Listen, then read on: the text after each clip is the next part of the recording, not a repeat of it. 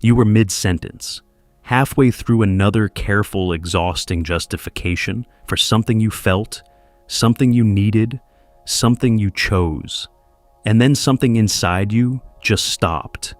Not anger, not defeat. Something quieter than that. A door closing so gently that nobody in the room heard it except you. The words were still available. The explanation was loaded and ready. But for the first time in as long as you can remember, you chose not to fire it. You stood in the silence where the explanation used to go, and the ground didn't open. The world didn't collapse. The person across from you looked confused, maybe even uncomfortable. But you felt something you hadn't felt in years. You felt like yourself. Carl Jung spent decades studying what happens to people who build their entire psychological lives around being understood by others. What he found was disturbing, not because it was complicated, but because it was so common that almost no one recognized it as a problem. He discovered that the compulsion to explain yourself, to justify your feelings, defend your choices, narrate your reasoning until the other person finally nods, isn't communication. It's a survival pattern, one that slowly replaces your actual identity with a performance designed to make other people comfortable with your existence. And the longer you run that pattern, the further you drift from the person you actually are. Jung called the mask we construct for the world, the persona. Most people think of the persona as a social convenience, a polite face you wear at work or at dinner parties. But Jung saw something far more dangerous happening in certain people. For them, the persona wasn't a mask they wore. It was a cage they lived inside. Every explanation, every justification, every carefully worded defense of their own feelings was another bar added to that cage. And the tragedy was that they were building it themselves, one conversation at a time, believing they were building connection when they were actually building a prison.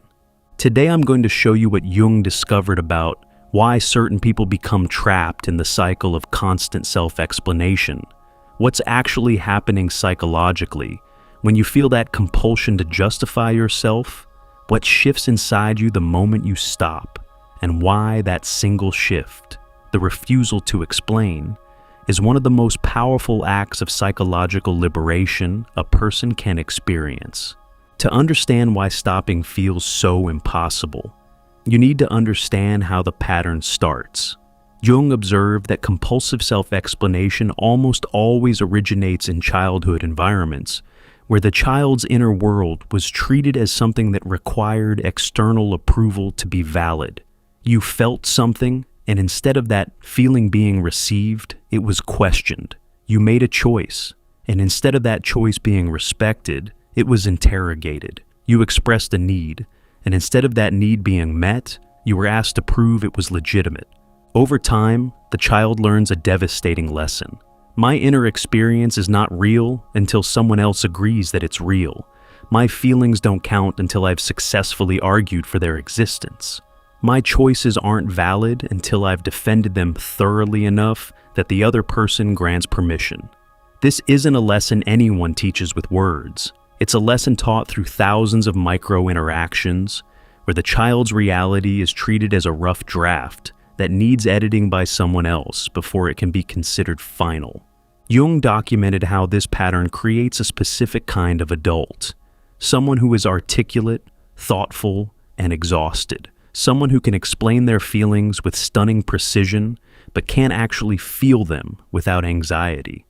Someone who prepares for conversations the way a lawyer prepares for trial, anticipating objections, building arguments, rehearsing justifications, not because they enjoy it, because they learned early that unexplained feelings get dismissed, unexplained needs get ignored, and unexplained choices get punished. The compulsion looks like communication, which is what makes it so invisible. From the outside, the person explaining themselves appears open, honest, self-aware. They share their reasoning. They articulate their emotions. They walk you through their thought process step by step. And everyone around them thinks this person is so in touch with themselves, so willing to be vulnerable. But Jung recognized what was actually happening underneath. This wasn't vulnerability. It was defense. Every explanation was a shield. Every justification was an attempt to preemptively disarm the other person's disapproval. The entire performance was organized around one unconscious goal: make the other person understand so they won't reject you. This is what Jung meant when he talked about the persona swallowing the individual. The explaining self becomes so dominant, so practiced, so automatic that the person loses contact with the self that exists before the explanation. There's a you that feels something before you decide how to present that feeling. A you that knows what you need before you build a case for why that need is acceptable. A you that makes choices before you prepare the defense for those choices. That pre-explanation self is the real one. And in people who compulsively explain, that self gets buried further and further beneath the performance until they can't access it at all. Jung found that these individuals often didn't even know what they wanted anymore. They had been so focused on making their desires palatable to others that they'd lost the raw signal of desire itself. Ask them what they need, and they'll give you a reasonable, well-argued answer that takes the other person's needs into account, that anticipates objections, that sounds measured and mature. But ask them what they actually want.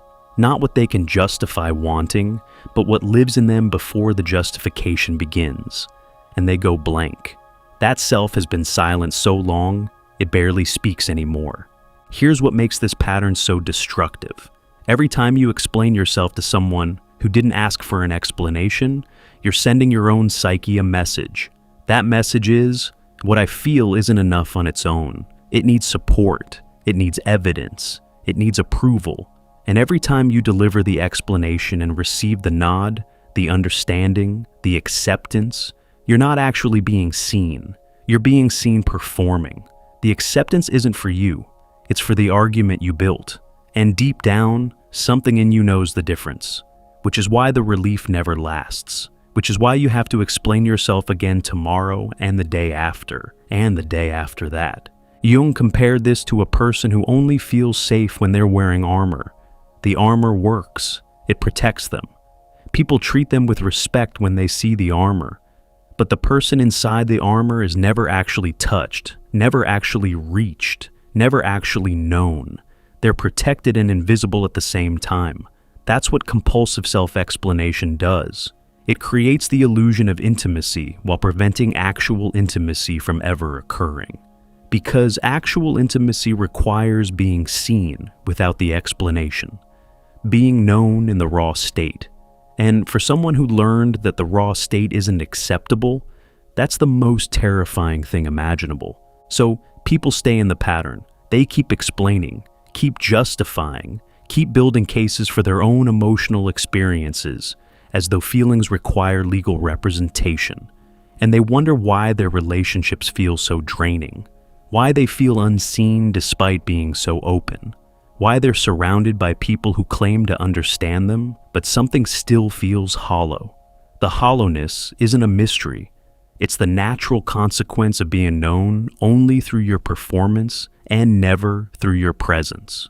Jung was particularly interested in what happens when someone becomes conscious of this pattern, because awareness alone doesn't break it. You can understand intellectually that you're over-explaining. You can see the pattern clearly. But the next time someone questions your choice or responds to your feeling, with even the slightest confusion, the compulsion fires automatically. The explanation launches before you've even decided to give one. That's how deep the wiring goes. It's not a habit, it's a survival response. Your nervous system learned that unexplained feelings are dangerous, and it will keep explaining whether your conscious mind agrees or not. This is why Jung didn't think you could think your way out of this pattern. You couldn't just decide to stop explaining. You had to understand what the explanation was protecting you from. And what it was protecting you from wasn't other people's reactions. It was your own terror of being misunderstood and surviving it. The explanation existed to prevent misunderstanding, but the deeper fear, the one running the whole show, was the belief that being misunderstood would be annihilating. That if someone didn't get why you felt what you felt, Their confusion would somehow erase the legitimacy of the feeling itself. Jung called this a collapse of inner authority. Healthy psychological development creates a person whose sense of reality doesn't depend on external confirmation. They feel what they feel, and whether someone else understands it or not, doesn't change the feeling's validity. They make choices, and whether someone else agrees with those choices doesn't change their rightness. Their inner authority, the part of the psyche that says this is real because I experience it as real, is intact and functional. But in people who compulsively explain, that inner authority never fully developed, or it developed and was systematically dismantled by environments that only validated feelings when they were properly explained and approved. The rebuilding of inner authority is what Jung considered one of the most important tasks of individuation, the process of becoming a psychologically whole person. And he found that this rebuilding didn't happen through insight, therapy, or understanding alone. It happened through action, specifically through the terrifying act of not explaining. And that brings us to the moment everything changes. Because what happens when you actually stop isn't what you expect. The first time you choose silence where an explanation used to go, your body will revolt, your chest will tighten, your mind will race through all the things you could say to make the other person understand. You'll feel the pull of the old pattern, like gravity. Every cell in your body will scream that you need to say something, clarify something, defend something. The discomfort is physical, not just emotional, because this pattern lives in your nervous system, and your nervous system interprets silence as danger. If this process of reclaiming yourself, of rebuilding the inner authority that was dismantled before you even had words for it, resonates with something you're feeling right now, there's a guide called True Self-Discovery, with 24 reflection exercises rooted in Jung's work that were designed for exactly this, for finding your way back to the self that exists before the explanation. Click below to start that journey. But if you stay in that silence, if you let the discomfort exist without resolving it through explanation, something remarkable begins to happen. The anxiety peaks, and then it passes. And on the other side of it, you discover something that the compulsive explaining had been hiding from you your entire life. You discover that you survive being misunderstood, that the other person's confusion doesn't erase your reality, that their discomfort with your unexplained choice doesn't make the choice wrong, that you can exist in the space of not being fully understood and still be whole.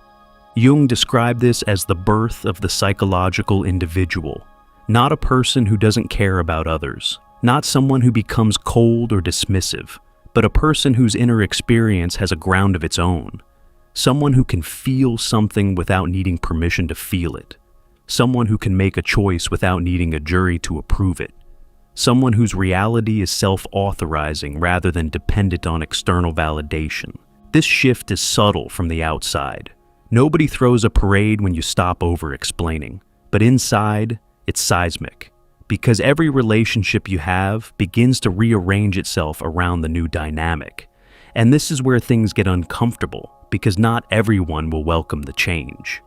Jung observed that when someone stops compulsively explaining, the people around them have one of two responses. Some people, the healthy ones, the ones who actually care about you rather than about managing you, will feel the shift and respect it. They might be surprised. They might even ask questions, but they'll adjust because they were relating to you, not to your explanations. The connection survives because it was real. But other people will react with confusion, frustration, or even anger. And here's why. Your explanations weren't just serving your anxiety. They were serving the other person's need for control. When you explain yourself, you hand the other person a map to your interior. You give them access to your reasoning, your vulnerabilities, your decision-making process, and certain people use that access not to understand you, but to influence you, to find the weak point in your argument and press on it, to identify the insecurity underneath your choice and exploit it, to take the emotional honesty you offered and weaponize it against you. When you stop explaining, you take that map away. And the people who needed that map to manage you will experience your silence as aggression. They'll say you've changed. They'll accuse you of being cold, distant, withholding. They'll tell you that healthy relationships require communication, and they'll frame your silence as a communication failure rather than what it actually is, a boundary so firm that it doesn't even need words. Jung was direct about this. He warned that individuation, becoming yourself, always creates friction with people who were comfortable with the version of you that wasn't fully yourself. The persona they knew, the explaining and justifying and performing version, was easier to relate to because it was more predictable and more controllable. The real you, the one who feels things and doesn't apologize for feeling them, who makes choices and doesn't submit them for review, that person is harder to manage. And people who need to manage you will experience your authenticity as a threat. This is the cost of stopping. You will lose people, not because you did something wrong, but because some of your relationships were built on the foundation of your self-abandonment. They required your constant explaining to function. They needed you to keep handing over your interior so the other person could stay comfortable. And when you stop handing it over, the relationship reveals what it was actually built on. Some of them will reveal solid ground. Others will reveal nothing at all. Jung called this the separation of the essential from the false, and he recognized it as one of the most painful aspects of psychological growth. Because you're not just losing relationships, you're losing the illusion that those relationships were what you thought they were. You discover that some people didn't love you. They loved your compliance, your accessibility, your willingness to make yourself perpetually legible. And when you become less legible, their love evaporates. That's a grief that most people don't talk about. The grief of discovering that what you thought was connection was actually just your performance being well received.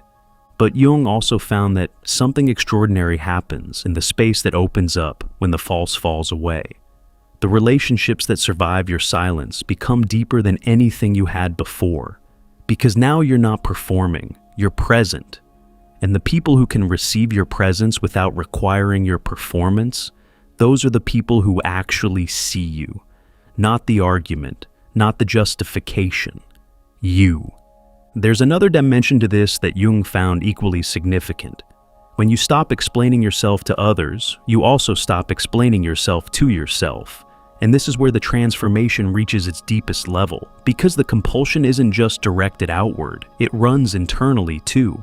You explain your feelings to yourself before you allow yourself to have them. You build a case for your own needs before you allow yourself to acknowledge them. You justify your desires internally, running them through a filter of reasonableness and acceptability before they're even allowed into conscious awareness. When you stop doing this, when you let yourself feel without needing to justify the feeling even privately, the relationship you have with your own psyche fundamentally changes. Emotions arise and you let them exist without interrogating them. Needs surface and you let them stand without defending them. Desires emerge and you let them breathe without immediately evaluating whether they're appropriate. This is what Jung called befriending the unconscious, not analyzing it, not managing it, just letting it speak and trusting that what it says is real, even when it's inconvenient or confusing or doesn't fit the story you've been telling about yourself. Jung documented that this internal shift, the cessation of self-justification, was often more transformative than the external one, because when you stop requiring your own feelings to pass a test before you acknowledge them, you gain access to parts of yourself that have been locked away for years. The desires you suppressed because they weren't reasonable. The anger you never let yourself feel because you couldn't justify it neatly enough. The grief you've been carrying but couldn't explain, so you pretended it wasn't there. All of these exiled parts begin to return when you stop demanding that every experience in your interior come with a valid explanation. This is shadow integration in its most practical form, not some dramatic confrontation with your darkness. Just the quiet act of letting yourself feel what you feel without requiring that feeling to defend its existence. Jung believed this was how people became whole, not through grand spiritual experiences or therapeutic breakthroughs, through the daily, unglamorous practice of not abandoning yourself the moment your experience gets complicated. And here's what makes this so challenging. The world doesn't reward people who stop explaining. Society is built on the expectation that your emotions will be managed, your choices will be justified, and your needs will be presented in a way that doesn't inconvenience anyone. When you stop complying with that expectation, you become disruptive simply by being honest. Not aggressively honest, not performatively authentic. Just quietly unwilling to do the labor of translating yourself into a version that's easier for everyone else to process. Jung recognized this as one of the fundamental tensions of individuation. The individuated person, the person who has reclaimed their inner authority, lives in a world that constantly pressures them to hand it back. Every interaction where someone looks at you expectantly, waiting for the explanation that used to come, is a test. Every relationship where your silence creates discomfort is an opportunity to either reclaim yourself or abandon yourself again. The pull toward explaining never fully disappears. It just loses its power to override your self-possession. What replaces the compulsion isn't silence exactly, it's choice. Before, you explained automatically because your nervous system demanded it. Now, you speak when speaking serves something real. You share when sharing creates genuine connection rather than performing it. You explain when explaining is a gift you want to give, not a tax you have to pay for the right to have feelings. The difference between compulsive explaining and conscious sharing is the difference between bleeding and offering. One drains you and the other connects you. Jung found that people who completed this transformation developed a quality he called psychological sovereignty. They weren't rigid or guarded, they were actually more open than before because their openness was chosen rather than compulsive. They could be deeply honest with people they trusted and appropriately private with people they didn't. They could share their inner world as an act of intimacy rather than an act of survival, and the people around them could feel the difference. Something shifted in how they carried themselves. They became magnetic, not because they performed openness, but because they were genuinely settled in themselves. People who are settled in themselves don't need you to understand them. And paradoxically, that settled quality makes others want to understand them more. This is what Jung meant when he said that the individual who has truly found themselves becomes a kind of center of gravity for others. Not by trying to attract people, not by performing depth or wisdom, but by simply being someone whose reality doesn't waver based on whether it's understood. That stability is rare, and it's noticeable. People feel safe around someone who isn't constantly negotiating their own validity. It's like standing next to a tree that knows it belongs in the ground. The tree doesn't explain why it's there, it just grows. And everything around it orients to its presence. The moment you stop explaining yourself isn't a moment of hardness, it's a moment of arrival. You land in your own life for possibly the first time. You occupy your own experience without trying to make it presentable. You feel what you feel, not because you've built a convincing case for it, but because it's yours, and that's enough. This is what Jung spent his life pointing people toward. Not perfection, not enlightenment, not the transcendence of difficulty.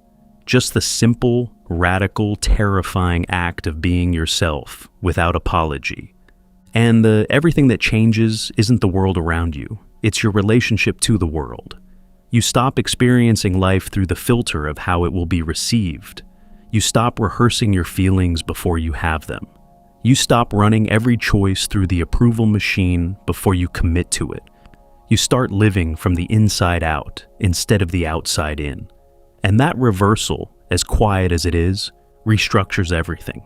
Your relationships, your energy, your self-respect, your capacity for genuine intimacy. All of it changes when you stop hemorrhaging your interior into explanations that nobody required in the first place. Jung would tell you that most people spend their lives auditioning for roles they were cast in at birth. The good child, the reasonable one, the one who always makes sense, the one who never makes anyone uncomfortable. And the audition requires constant explanation, constant proof that you deserve the part. But individuation is what happens when you stop auditioning, when you realize you're not performing in someone else's story, when you understand that your life doesn't require anyone else's approval to be valid. The moment you stop explaining yourself, you stop auditioning, and for the first time, you start living. That doesn't mean the fear disappears. It doesn't mean the compulsion never surfaces. It means you've found something more real than the fear. You've found the self that exists before the performance. The self that feels without justifying, chooses without defending, exists without apologizing. That self was always there, buried under years of explanations that were never actually owed. Jung called finding that self the goal of the entire human journey. Not happiness, not success, not spiritual enlightenment, just the simple, devastating, liberating experience of being who you are without offering a single word of explanation for it. And if you're standing at the edge of that silence right now, if you can feel the explanation rising and something deeper in you asking whether you actually need to say it, trust that deeper part. It's been waiting a long time for you to listen. The explanation isn't owed. It never was. You are allowed to feel what you feel, need what you need, choose what you choose, and let the silence do what no explanation ever could. Let it reveal who's actually standing with you and who was only standing with your performance. Let it show you what your relationships are actually built on. Let it return you to yourself. That's the transformation Jung documented. That's the shift that changes everything. Not a dramatic awakening, not a spiritual breakthrough, just one quiet moment where you choose yourself over the performance of yourself. And in that moment, something lands in you that no explanation could ever provide. The unshakable knowledge that you are real, you are valid, and you don't owe anyone the contents of your interior just because they're standing close enough to ask. If you're ready to go deeper into this work of finding who you are underneath the performance, underneath the years of explaining and justifying and making yourself small enough to be approved of, we created true self-discovery for exactly this. 24 reflection exercises rooted in Jung's teachings, designed to help you find your way back within. Click below to get true self-discovery.